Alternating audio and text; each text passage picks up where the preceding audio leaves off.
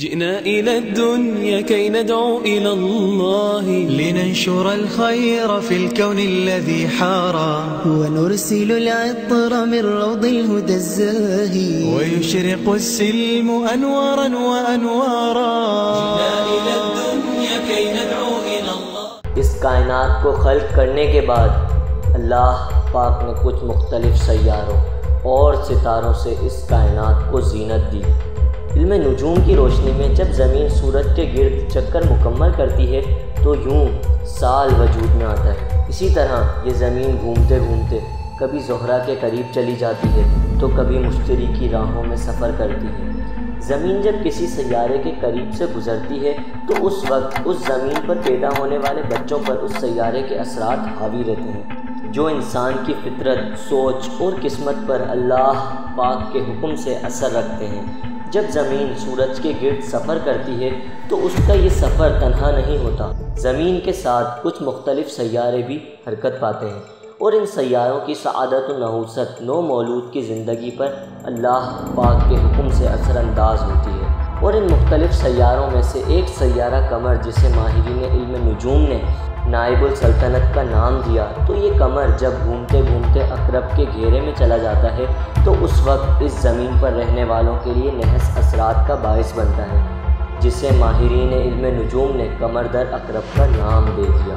در حقیقت قمر در عقرب اسے کہتے ہیں کہ جب قمر برج عقرب کے گھیرے میں سفر کرتا ہے تو اس دور اس دنیا پر بسنے والے انسانوں کے لیے کوئی بھی نیا کام کرنا نحس ثابت ہوتا ہے، اور ان ایام میں کوئی نیا کام کیا جائے تو ممکن ہے کہ وہ اللہ پاک کے حکم سے اپنے زوال کی طرف سفر کرے گا۔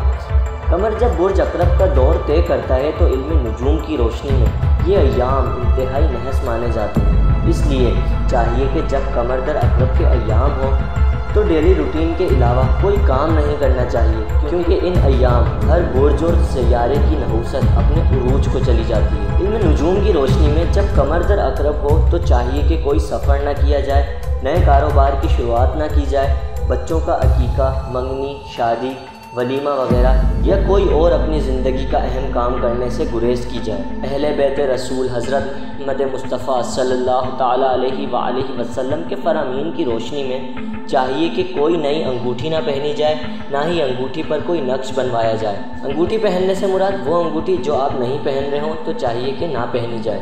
کوئی بھی لوح نہ تیار کروائی جائے اور کوئی بھی نیا کام یا نیک کام نہ کیا جائے تو زیادہ بہتر ہے۔ قمر در عقرب کا مختلف عامل، بابا، پنڈت وغیرہ بے صبری سے انتظار کرتے ہیں، کیونکہ تمام نحس کام ان ایام میں اپنے عروج کو جا پہنچتے ہیں۔ ان ایام میں نحس تعویذات لکھے جاتے ہیں، شیطانی اعمال کیے جاتے ہیں، اور تمام نحس کام جو انسان کی زندگی پر نحس اثرات رکھتے ہیں وہ لوگ ان کاموں کو انجام دیتے ہیں۔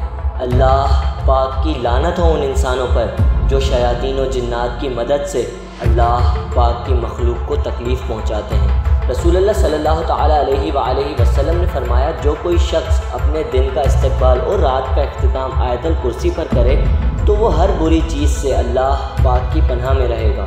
دن کا استقبال اور رات کا اختتام کرنے سے مراد صبح اٹھنے کے بعد اور رات غروب آفتاب کے بعد آیت الکرسی پڑھی جائے۔ قمر در عقرب اس ماہ یعنی ماہ ذوالقعدہ میں شمسی تاریخوں کے حساب سے 27 جولائی کو 9:13 سے 29 جولائی 12:25 تک رہے گا۔ قمر در عقرب کا خاص اثر تمام برجوں پر ہوگا، تو چاہیے کہ حسب استطاعت صدقہ دیا جائے اور اللہ پاک کے ذکر کی کثرت کی جائے۔ امام علی علیہ السلام نے فرمایا، قیامت تب تک نہیں آئے گی جب تک اس زمین پر ایک بھی لا الہ الا اللہ کہنے والا باقی رہے۔ واللہ اعلم عز وجل ورسولہ